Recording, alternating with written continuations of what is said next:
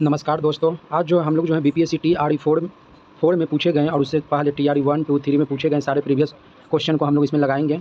ये पूरा का पूरा ज्योग्राफी जो है इसमें करने वाले हैं। ऑलरेडी इससे पहले जो हम लोग इसका 40 क्वेश्चन का डिस्कशन कर चुके हैं। अगले 40 क्वेश्चन और इसमें बच रहा है उसका डिस्कशन करेंगे। तो चलिए 40 नंबर क्वेश्चन से स्टार्ट करते हैं, देखते हैं।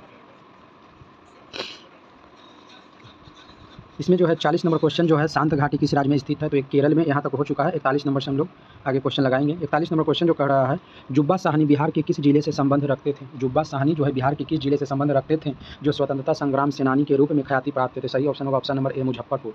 ऑप्शन नंबर ए जो है मुजफ्फरपुर, वह सही होगा। नेक्स्ट क्वेश्चन हम लोग 42 नंबर क्वेश्चन को देखेंगे। निम्नलिखित में से कौन सा ऊर्जा पारंपरिक स्रोत नहीं है?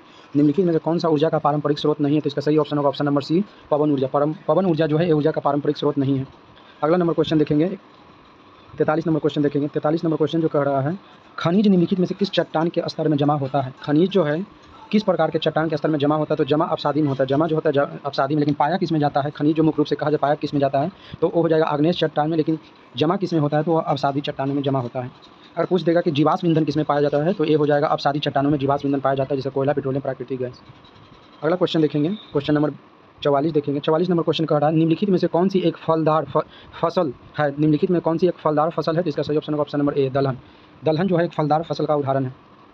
अगला नंबर क्वेश्चन देखेंगे, क्वेश्चन नंबर 45। क्वेश्चन नंबर 45 है, निम्नलिखित में से कौन से दो प्रमुख स्थान पूर्व पश्चिम गलियारों को जोड़ता है? निम्नलिखित में से कौन से दो प्रमुख स्थान जो है जो पूर्व एवं पश्चिम गलियारों को जोड़ता है? तो इसका सही ऑप्शन होगा ऑप्शन नंबर सी, सिलचर और पोरबंदर। गुजरात के पोरबंदर से लेकर असम के सिलचर को जो है ये जोड़ता है, पूर्वी पश्चिम गलियारा जो है ये जोड़ता है। अगला नंबर क्वेश्चन देखेंगे, क्वेश्चन नंबर 46 कर रहा है, टाइट एवं स्टेलेमाइट संरचना बनती है। स्टेलेटाइट एवं स्टेलेमाइट संरचना जो है बनती है तो किसके द्वारा होगा? तो इसके सही ऑप्शन होगा ऑप्शन नंबर बी हो जाएगा। ये बनता है भूमिगत जल द्वारा, भूमिगत जल के द्वारा बनता है। अगला नंबर क्वेश्चन है, क्वेश्चन नंबर 47 है। 47 है, 22 अप्रैल को किस रूप में मनाते हैं? 22 अप्रैल को किस दिवस के रूप में मनाया जाता है? तो सही ऑप्शन होगा ऑप्शन नंबर ए, पृथ्वी दिवस। 22 अप्रैल को विश्व पृथ्वी दिवस मनाया जाता है। 22 अप्रैल को विश्व पृथ्वी दिवस मनाया जाता है। जबकि अगला नंबर क्वेश्चन देखते हैं, 47 नंबर क्वेश्चन कर रहा है, भारत का स्थलाकृति मानचित्र किस संगठन द्वारा बनाया जाता है? भारत का स्थलाकृति मानचित्र किस संगठन के द्वारा बनाया जाता है? तो इसका सही ऑप्शन होगा option number B. Option number B सही होगा। भारतीय सर्वेक्षण के द्वारा जो है भारत का स्थलाकृति व मानचित्र का संगठन द्वारा बनाया जाता है। ऑप्शन नंबर आगे देखते हैं, 48 नंबर क्वेश्चन देखते हैं। 49 नंबर क्वेश्चन है, 49 नंबर क्वेश्चन है कि 1989 में लोकतंत्र समर्थक आंदोलन को कुचलने वाले चीन के पूर्व राष्ट्रपति का नाम क्या है? 1989 में लोकतंत्र समर्थक आंदोलन को कुचलने वाले चीन के पूर्व राष्ट्रपति का नाम क्या है? तो इसका सही ऑप्शन होगा ऑप्शन नंबर बी, यांग सांगकून है इसका सही ऑप्शन। अगला नंबर क्वेश्चन 50 नंबर क्वेश्चन देखेंगे, भौगोलिक क्षेत्रफल के अनुसार भारत की निम्नलिखित भौतिक इकाइयों को आरोही क्रम में व्यवस्थित कीजिए। भौगोलिक क्षेत्रफल के अनुसार भारत की निम्नलिखित भौगोलिक इकाइयों को आरोही क्रम में व्यवस्थित कीजिए। तो इसका सही ऑप्शन होगा option number A. Option number A हो जाए, पहला नंबर 3 होगा, पहले 3 होगा, उसके बाद 1 होगा, 3 1 2 4, 3 1 2 4 इसका हो जाएगा ऑप्शन नंबर बी में, ए में। अगला नंबर क्वेश्चन देखेंगे, 51 नंबर क्वेश्चन है, निम्नलिखित श्रेणियों को उत्तर से दक्षिण की ओर क्रम में व्यवस्थित कीजिए। निम्नलिखित श्रेणियों को उत्तर से दक्षिण के क्रम में व्यवस्थित कीजिए, उत्तर के क्रम में। तो इसका सही हो जाएगा जो पहले नंबर 2 आएगा, पहले नंबर जिसका होगा 2 होगा, उसके बाद 1 आएगा लद्दाख काराकोरम, उसके बाद जास्कर आएगा 4 आएगा, और उसके बाद 3 आएगा पीर पंजाल। इसका सही ऑप्शन 2 1 4 3 किस में है? तो 2 1 4 जो ऑप्शन नंबर बी में, ए ऑप्शन नंबर बी इसका सही होगा। अगला नंबर क्वेश्चन देखते हैं, क्वेश्चन नंबर 52 कर रहा है, भारत में मानसून सीजन में अधिकांश चक्रवात की उत्पत्ति होती है। भारत में मानसून सीजन में अधिकांश चक्रवात की उत्पत्ति होती है। तो इसका सही ऑप्शन जो होगा ऑप्शन नंबर बी सही हो जाएगा। 10 डिग्री 30 मिनट अक्षांश से 15 डिग्री 30 मिनट अक्षांश के मध्य होता है। 10 डिग्री 30 से 15 डिग्री 30 के अक्षांश के मध्य जो होता है उत्पन्न होता है अत्यधिक चक्रवात। अगला नंबर क्वेश्चन है, आगे देखते हैं, 53 नंबर क्वेश्चन है, गंगा डेल्टा के सदाबहार वन क्षेत्र को क्या कहते हैं? गंगा डेल्टा के सदाबहार वन क्षेत्र को क्या कहते हैं? तो इसका सही आंसर होगा Sundarban, A option number A इसका सही होगा सुंदरबन। ऑप्शन नंबर ए इसका सही होगा सुंदरबन। अगला नंबर क्वेश्चन देखेंगे, 54 नंबर क्वेश्चन है, बिहार की कौन सी नदी अपना मार्ग परिवर्तित करने के लिए जानी जाती है? बिहार की कौन सी नदी जो है अपना मार्ग परिवर्तित करने के लिए जानी जाती है? तो इसका सही ऑप्शन होगा ऑप्शन नंबर सी, कोसी नदी। ऑप्शन नंबर सी, कोसी नदी। अगला नंबर क्वेश्चन देखेंगे, 55 नंबर क्वेश्चन देखेंगे, वृक्ष की जड़ों को मृदा से पानी कैसे मिलता है? वृक्ष की जड़ों को मृदा से पानी कैसे मिलता है? तो इसका सही ऑप्शन हो जाएगा ऑप्शन नंबर सी, केशिका जल के द्वारा, केशिका जल के द्वारा मिलता है। अगला नंबर क्वेश्चन देखेंगे, 56 नंबर क्वेश्चन है, विषुवतीय व्यास ध्रुवीय व्यास से कितना अधिक है? विषुवतीय व्यास जो है ध्रुवीय व्यास से कितना अधिक है, तो इसका सही ऑप्शन होगा ऑप्शन नंबर बी हो जाएगा 43 किलोमीटर। 43 किलोमीटर जो है अधिक है। विषुवतीय व्यास जो है ध्रुवीय व्यास से क्या है, तो अधिक है। अगला नंबर क्वेश्चन 47 नंबर क्वेश्चन देखेंगे। किस रेखा पर भारतीय मानक समय अपनाया जाता है? किस रेखा पर रेखांश पर भारतीय मानक समय अपनाया जाता है? इसका सही जो ऑप्शन होगा वो ऑप्शन नंबर ए होगा 82.5 डिग्री पूर्वी। 82.5 डिग्री पूर्वी ऑप्शन नंबर ए इसका सही होगा। अगला नंबर 58 नंबर क्वेश्चन है कि अति उच्च तीव्रता वाले भूकंप क्षेत्र में शामिल है। अति उच्च तीव्रता वाले भूकंप क्षेत्र में शामिल है, तो इसका सही ऑप्शन हो जाएगा ऑप्शन नंबर बी मधुबनी और सुपौल। मधुबनी और सुपौल जो है अति उच्च तीव्रता वाले भूकंपीय क्षेत्र में क्या है, तो शामिल है। अगला नंबर क्वेश्चन देखेंगे 59 नंबर क्वेश्चन देखेंगे। 59 नंबर क्वेश्चन कह रहा है भौगोलिक क्षेत्र की दृष्टि से बिहार का सबसे छोटा पक्षी अभयारण्य कौन है? भौगोलिक क्षेत्र की दृष्टि से बिहार का सबसे छोटा पक्षी अभयारण्य कौन सा है, तो इसका सही ऑप्शन नंबर ए होगा। इसका ऑप्शन नंबर ए होगा बरैला झील सलीम अली पक्षी अभयारण्य कहाँ है, तो ये वैशाली में। ये जो आपका है बरैला झील सलीम अली पक्षी अभयारण्य, ये जो आपका है आपका वैशाली में है, जबकि नकटी बांध और नागी बांध ये आपका जमुई में है। ये दोनों जो आपका जमुई में है, ये दोनों जो आपका जमुई में है। अगला नंबर क्वेश्चन देखेंगे। बिहार में सबसे लंबी दूरी वाली गंगा की सहायक नदी है। बिहार में सबसे लंबी दूरी वाली गंगा की सहायक नदी है, तो इसका सही ऑप्शन हो जाएगा ऑप्शन नंबर सी बूढ़ी गंडक। बूढ़ी गंडक जो है बिहार में सबसे लंबी दूरी वाली गंगा की सहायक नदी है, तो बूढ़ी गंडक है। अगला नंबर क्वेश्चन देखेंगे। क्वेश्चन नंबर 61 है सबसे बड़ा बेसिन क्षेत्र वाला नदी कौन है? सबसे बड़ा बेसिन क्षेत्र वाला नदी कौन है? 61 नंबर क्वेश्चन सही हो जाएगा। इसका ऑप्शन नंबर बी हो जाएगा ब्राह्मणी नदी।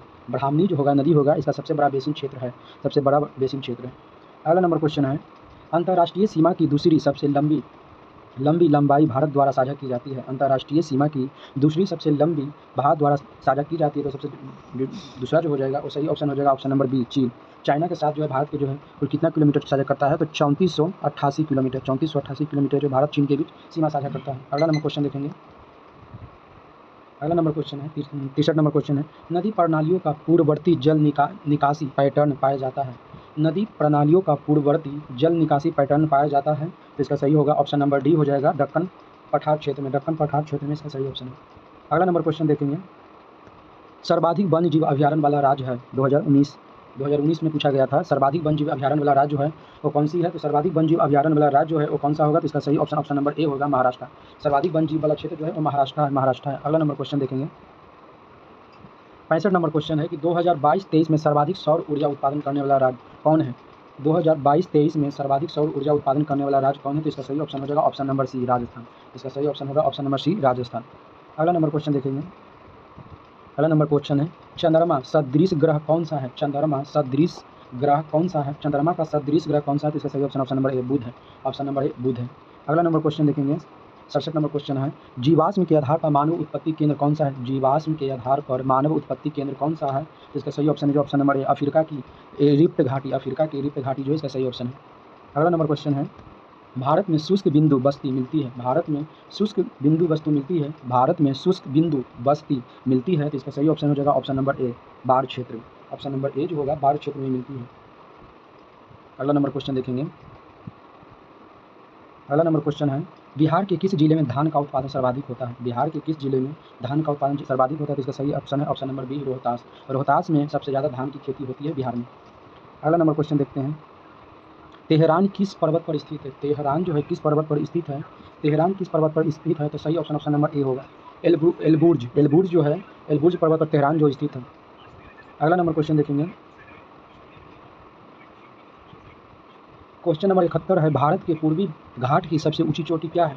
भारत की सबसे पूर्वी घाट की सबसे ऊंची चोटी भारत की पूर्वी घाट की सबसे ऊंची चोटी क्या है, तो इसका सही ऑप्शन होगा option number C Mahendragiri. Mahendragiri की जो ऊंचाई है वो 1501 मीटर है। 1501 मीटर या कहीं 1500 मीटर भी दिया हुआ रहता है बुक में एनसीईआरटी के अनुसार। अगला नंबर क्वेश्चन देखेंगे। क्वेश्चन नंबर 72 है इनमें से कौन सा कथन वनस्पतियों और जीवों की कमी का वैध कारण नहीं है? इनमें से कौन सा कथन वनस्पति और जीवों की कमी का वैध कारण नहीं है, तो इसका सही ऑप्शन हो जाएगा ऑप्शन नंबर सी। इसका सही है चराई और जलाने की लकड़ी का एकत्रीकरण करना। चराई और जलाने की लकड़ी का एकत्रीकरण करना।